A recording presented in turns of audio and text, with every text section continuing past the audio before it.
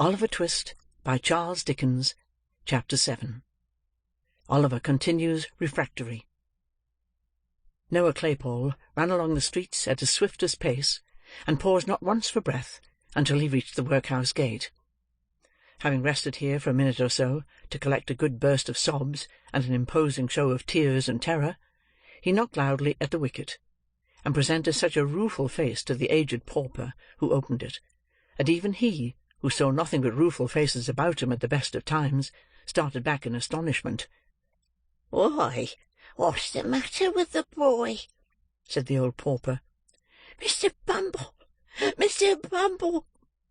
cried Noah, with well-affected dismay, and in tones so loud and agitated that they not only caught the ear of Mr. Bumble himself, who happened to be hard by, but alarmed him so much that he rushed into the yard without his cocked hat, which is a very curious and remarkable circumstance, as showing that even a beadle, acted upon a sudden and powerful impulse, may be afflicted with a momentary visitation of loss of self-possession and forgetfulness of personal dignity.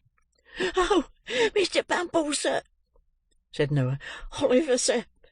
Oliver has—" "What? What?" interposed Mr. Bumble, with a gleam of pleasure in his metallic eyes. "Not run away? He hasn't run away, has he, Noah?" "No, sir, no, not run away, sir. He's turned vicious," replied Noah. "He tried to murder me, sir, and then he tried to murder Charlotte, and then Missis. Oh, what dreadful pain it is! Such agony, please, sir." And here Noah writhed and twisted his body into an extensive variety of eel-like positions, thereby giving Mr. Bumble to understand that, from the violent and sanguinary onset of Oliver Twist, he had sustained severe internal injury and damage, from which he was at that moment suffering the acutest torture. When Noah saw that the intelligence he communicated perfectly paralysed Mr. Bumble, he imparted additional effect thereunto by bewailing his dreadful wounds 10 times louder than before; and when he observed a gentleman in a white waistcoat crossing the yard, he was more tragic in his lamentations than ever, rightly conceiving it highly expedient to attract the notice and rouse the indignation of the gentleman aforesaid. The gentleman's notice was very soon attracted, for he had not walked 3 paces when he turned angrily round, and inquired what that young cur was howling for, and why Mr. Bumble did not favour him with something which would render the series of vocular exclamations so designated an involuntary process. "It's a poor boy from the free school, sir," replied Mr. Bumble, "who has been nearly murdered. All but murdered, sir, by young Twist." "By Jove!" exclaimed the gentleman in the white waistcoat, stopping short. "I knew it. I felt a strange presentiment from the very first that that audacious young savage would come to be hung. He has likewise attempted, sir, to murder the female servant," said Mr. Bumble, with a face of ashy paleness. "And his missus," interposed Mr. Claypole. "And his master too, I think you said, Noah?" added Mr. Bumble. "Oh, no, he's out, or he would have murdered him," replied Noah. "He said he wanted to." "Ah, said he wanted to, did he, my boy?" inquired the gentleman in the white waistcoat. "Yes, sir," replied Noah. "And please, sir, Missis wants to know whether Mr. Bumble can spare time to step up there directly and flog him, 'cause master's out." "Certainly, my boy, certainly," said the gentleman in the white waistcoat, smiling benignly, and patting Noah's head, which was about 3 inches higher than his own. "You're a good boy, a very good boy. Here's a penny for you. Bumble, just step up to Sowerberry's with your cane, and see what's best to be done. Don't spare him, Bumble." "No, I will not, sir," replied the beadle; and the cocked hat and cane having been by this time adjusted to their owner's satisfaction, Mr. Bumble and Noah Claypole betook themselves with all speed to the undertaker's shop. Here the position of affairs had not at all improved. Sowerberry had not yet returned, and Oliver continued to kick with undiminished vigour at the cellar door. The accounts of his ferocity, as related by Mrs. Sowerberry and Charlotte, were of so startling a nature that Mr. Bumble judged it prudent to parley before opening the door. With this view, he gave a kick at the outside, by way of prelude, and, then, applying his mouth to the keyhole, said, in a deep and impressive tone, "Oliver!" "Come, you let me out," replied Oliver from the inside. "Do you know this here voice, Oliver?" said Mr. Bumble. "Yes," replied Oliver. "Ain't you afraid of it, sir? Ain't you a trembling while I speak, sir?" said Mr. Bumble. "No," replied Oliver boldly. An answer so different from the one he had expected to elicit, and was in the habit of receiving, staggered Mr. Bumble not a little. He stepped back from the keyhole, drew himself up to his full height, and looked from one to another of the three bystanders in mute astonishment. "Oh, you know, Mr. Bumble, he must be mad," said Mrs. Sowerberry. "No boy in half his senses would venture to speak so to you." "It's not madness, ma'am," replied Mr. Bumble, after a few moments of deep meditation. "It's meat." "What?" exclaimed Mrs. Sowerberry. "Meat, ma'am, meat," replied Bumble with stern emphasis. "You've overfed him, ma'am. You've raised an artificial soul and spirit in him, ma'am, unbecoming a person of his condition. As the board, Mrs. Sowerberry, who are practical philosophers, will tell you, what have paupers to do with soul or spirit? It's quite enough that we let them have live bodies. If you had kept the boy on gruel, ma'am, this would never have happened." "Dear, dear!" ejaculated Mrs. Sowerberry, piously raising her eyes to the kitchen ceiling. "This comes of being liberal." The liberality of Mrs. Sowerberry to Oliver had consisted of a profuse bestowal upon him of all the dirty odds and ends which nobody else would eat; so there was a great deal of meekness and self-devotion in her voluntarily remaining under Mr. Bumble's heavy accusation, of which, to do her justice, she was wholly innocent in thought, word, or deed. "Ah," said Mr. Bumble, when the lady brought her eyes down to earth again. "The only thing that can be done now, that I know of, is to leave him in the cellar for a day or so till he's a little starved down, and then to take him out and keep him on gruel all through the apprenticeship.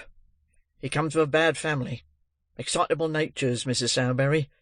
Both the nurse and doctor said that mother of his made her way here against difficulties and pain, and would have killed any well-disposed woman weeks before." At this point of Mr. Bumble's discourse, Oliver, just hearing enough to know that some allusion was being made to his mother, recommenced kicking with a violence that rendered every other sound inaudible. Sowerberry returned at this juncture, Oliver's offence having been explained to him, with such exaggerations as the ladies thought best calculated to rouse his ire. He unlocked the cellar door in a twinkling, and dragged his rebellious apprentice out by the collar. Oliver's clothes had been torn in the beating he had received. His face was bruised and scratched, and his hair scattered over his forehead.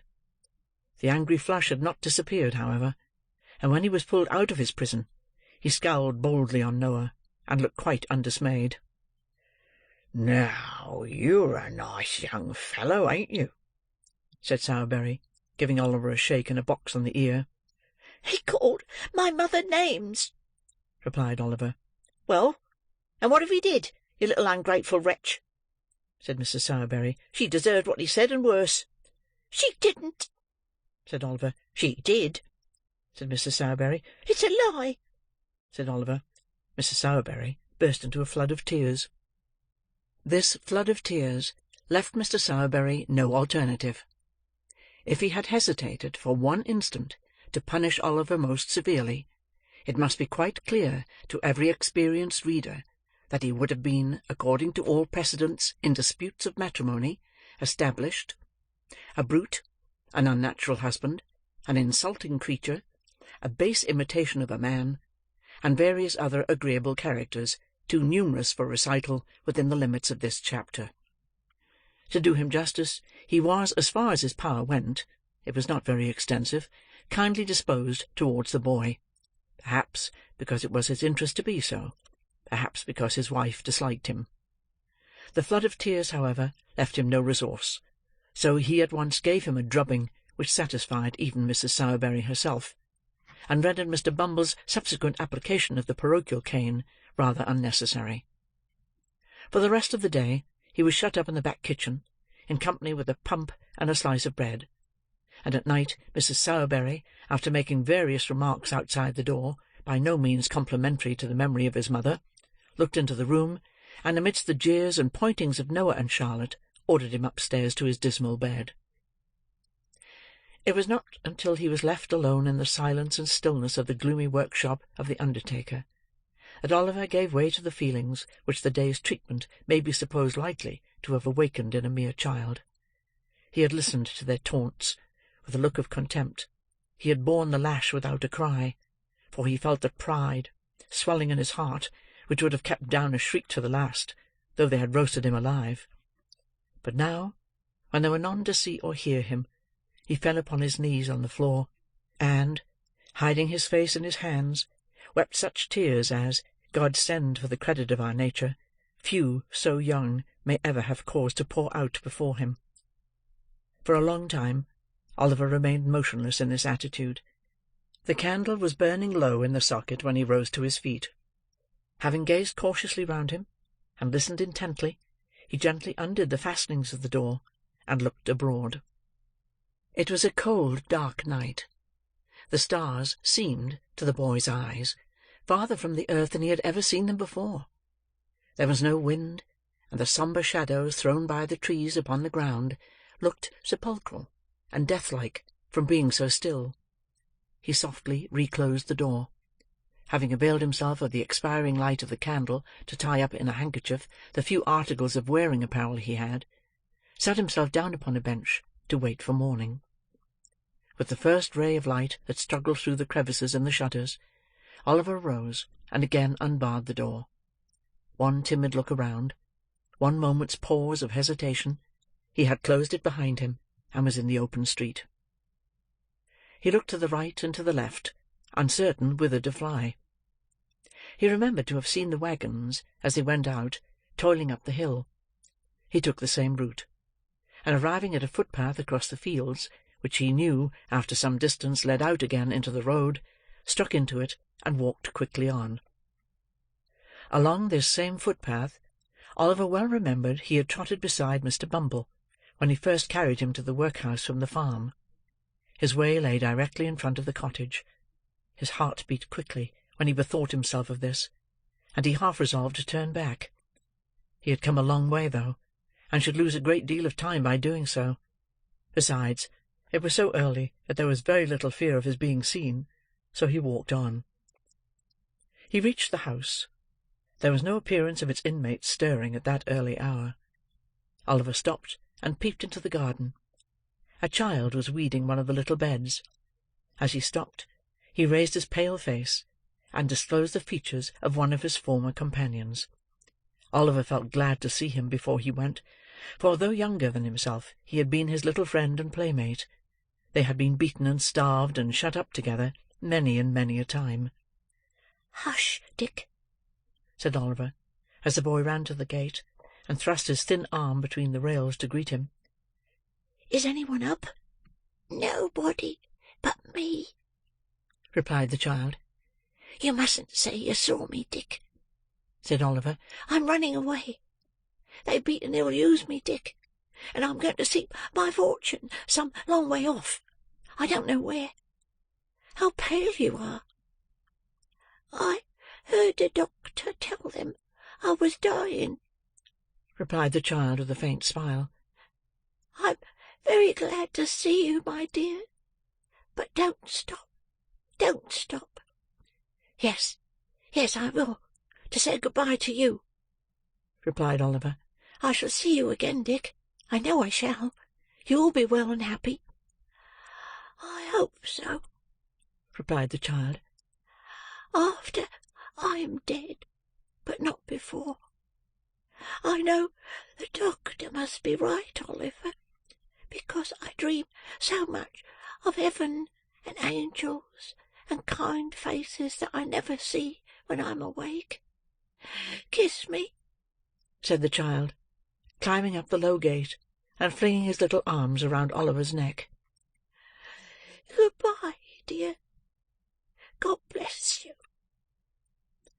The blessing was from a young child's lips, but it was the first that Oliver had ever heard invoked upon his head; and through the struggles and sufferings and troubles and changes of his after life, he never once forgot it. Chapter 7.